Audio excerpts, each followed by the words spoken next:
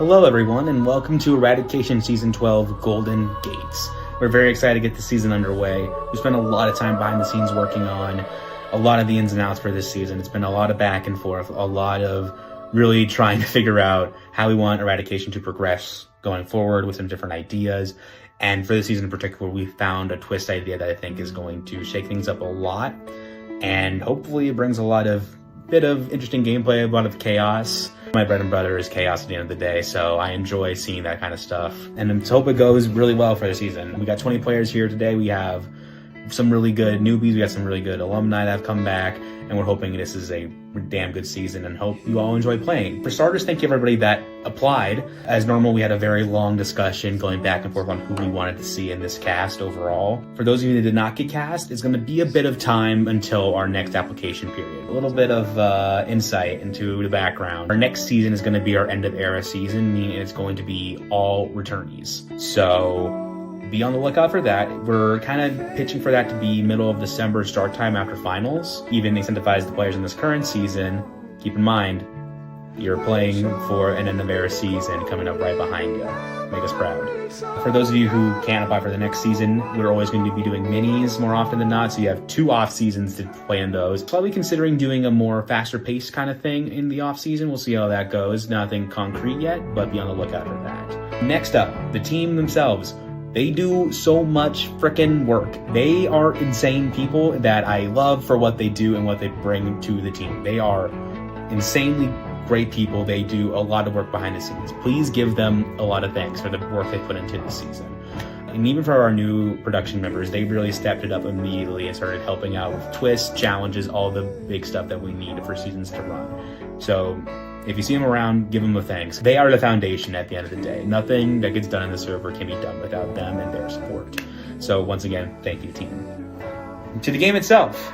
First thing, big change. No faction counter whatsoever. So you don't have to worry about factioning 3 times in a row with people, because it doesn't matter now.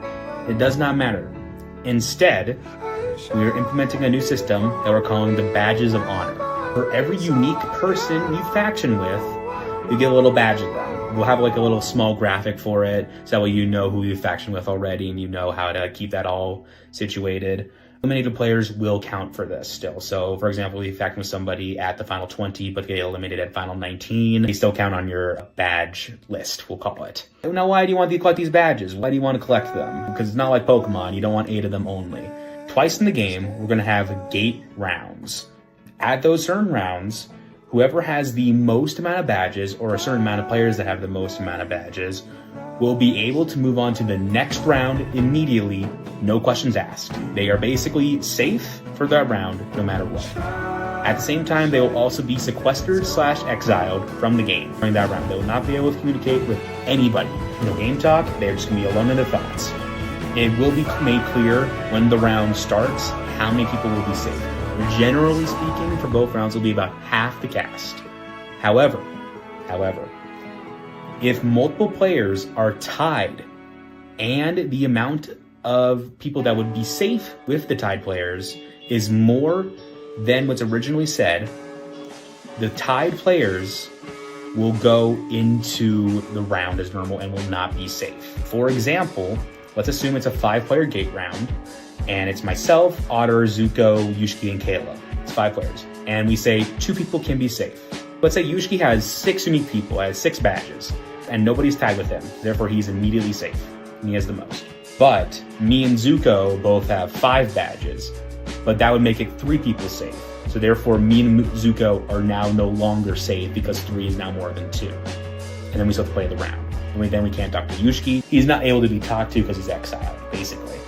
And everybody else that's left out will have to play a normal round of Eradication. And I say normal because we have intentionally made these mandates a little bit harder than normal. And you'll see what we mean when we get down to it. After the first gate round, all badges will reset. So your badge amount will be null and void. So therefore you can't make badges back with people that have already been eliminated at that point. So instead of a max of being 20 or 19, your max is now at a different point whenever the gate rounds happen. And I won't say when they're going to happen. have fun with that and fun speculating, because I'm not telling you shit. If you need a more in-depth explanation, we have a bit more of a general write-up in the bulletin board above where this message should be at. So read that if you need to. If you have questions, just ping the game updates role, me, Caleb, Otter, or somebody else. We'll get back to you as soon as we possibly can. And that is it. Thank you all for watching. And thank you all who have applied. Thank you all who are spectating. Thank you to my team. And let's have a good season.